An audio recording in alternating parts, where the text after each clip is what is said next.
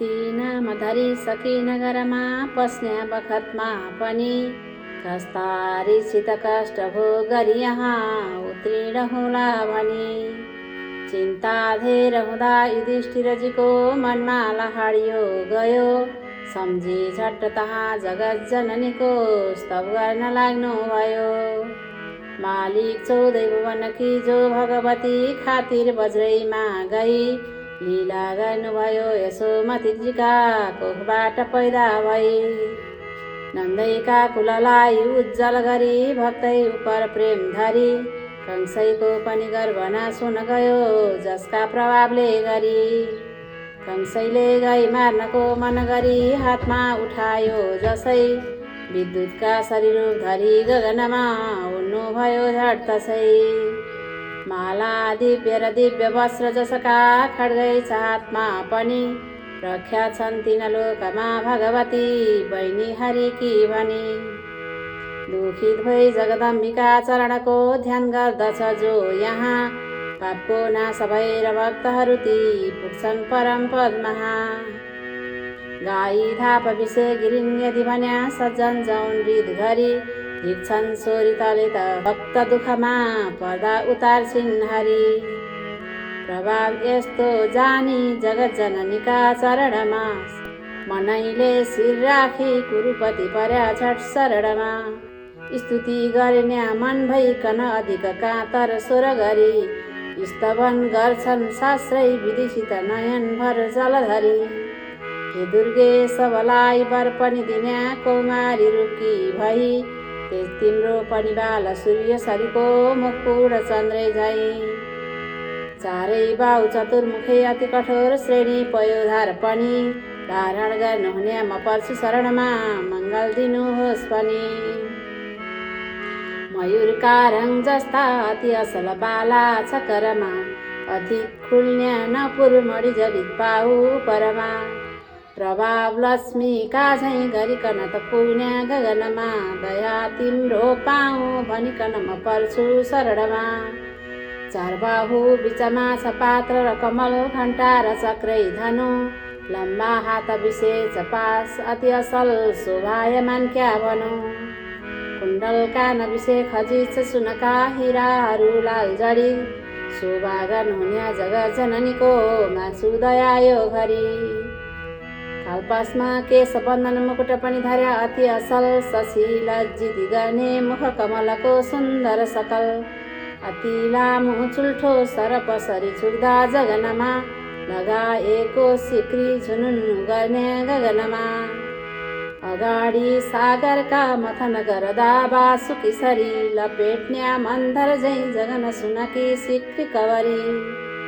बडो शोभा गर्ने झलमल भई त्यो जगनमा हजुरको हे दुर्गे स्वरूप पनि ध्यान गर्छु मनमा।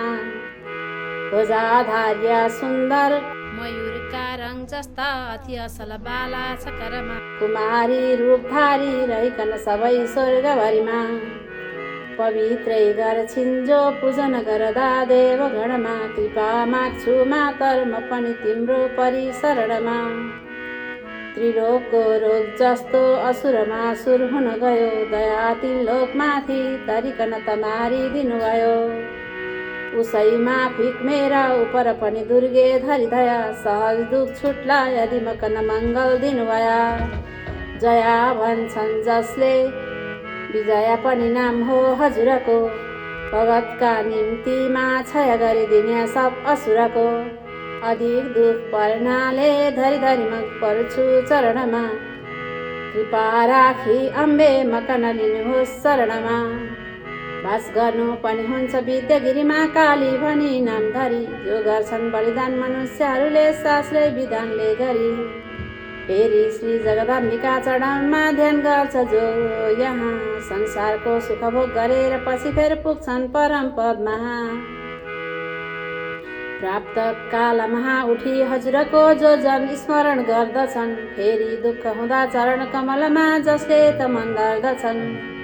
तिनमाथि करुणा गरी हजुरले संसारका सुख जति पुरै गरिदिनुहुन्छ पुत्र धनले खुसी रहन्छन् नाति।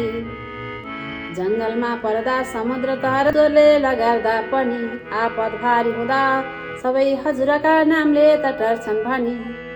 दुर्गा नाम भजी चरण कमलको ध्यान गर्छ जसले जौन। कोही दुःख नपाई जन्मभरि खूब ऐश्वर्य भोग्ला तौन। शोभा कान्तिमती धिटी पनि हजुर विद्या र सिद्धि जति। सन्ध्या राति दया क्षमा जगतका कान्ति हुन्याके राति।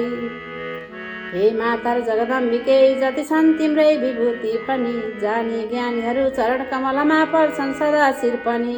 बन्धनमा परदा र मोह परदा धन पुत्र नाशमा पनि। रोगको ज्वरो हुँदा ठुलो भय हुँदा कल्याण मिलोस् लो भनी। जसले पूजन गर्छ भक्ति रसले तन मन हजुरमा धरी। उसमाथि करुणा गरी सुख दिने सब दुःखमा नैको हरि। राज्य विनाश भएर दुखित भई बिहाल भएको म छु। सङ्कट नाश हुने उपाय अरूकै देख्दिन अहिले कछु। केवल श्री जगदम्बिके हजुरको अहिले शरणमा परी। साष्टाङ्गै पनि गर्छु लो घरि घरि भर सब हजुरको गरी। रक्षा गर्नुहोस् पर्या विपदमा दास हुँ हजुरको पनि। भक्त हुँ म त भक्त बसल हजुर आयो शरणमा भनी। दर्शन बक्सनुहोस् कमल नयनले हेर्नुहोस् हामीलाई। त्राई त्राई हे भगवती गुप्तवास जानलाई। युधिष्ठिरको यस्तो स्तुति सुनि बहुत खुस हुन गई। तिनै लोकी माई भगवती तै प्रकट भई। हुकुम गर्छिन् फेरि सुन वचन मेरी कुरुपति। सहज सँग छुट्ला अब उपर पर्ला जति जति। कृपाले मेरा फेरि पृथ्वीभरिका दुश्मन जति। जिती राज गर्ने छौ नगर मनको शोक अवरति। सबै भाइ सँगमा लिकन तिमी खुसी मनले। विराटका सँग बस्दा कछु खबर जाँदैन जनले। सबै मेरो तिमीले स्तुति पनि गर्यौ जौन अहिले। जौन जन पाठ गर्दा विपद परदाखेरि कहिले। दया राखी उसको सब मनको तापमा हरुला। विपदको नाश पारी धन जनले पूर्ण गरुला। प्राप्त काल महासबैले उठी दिन दिनै तोत्र यो पाठ जसले। सुनला सुनाउला खुसी तम उपर भक्ति भई प्रेम रसले। तिनलाई वरमा दिन्छु सकल जगतको भोग ऐश्वर्य गर्ला। फेरि मेरा कृपाले गरिकन रणमा शत्रुको सेकिहला। राजन भन्छु अहिले तिमीहरू जति छौ मत्स्य देश त जाऊ। जान्ने छैनन् कसैले सहजसँग यहाँ वर्ष दिन यो बिताऊ। भन्या रक्षा सबको गरिकन वरदान धर्म राजालाई दी। पाल्नु हो धाममा फेरि जगतकी जननी अन्तर्धानली।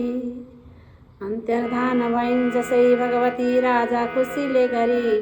पासा रत्न समानकार थरकी काखी विशेष धरी। ब्रह्माण्डै मूर्तिली कुरुपति सबका अगाडि महा। मत्ता हाती सरी गमन पनि गर्या पुग्या विराट सञ्जा।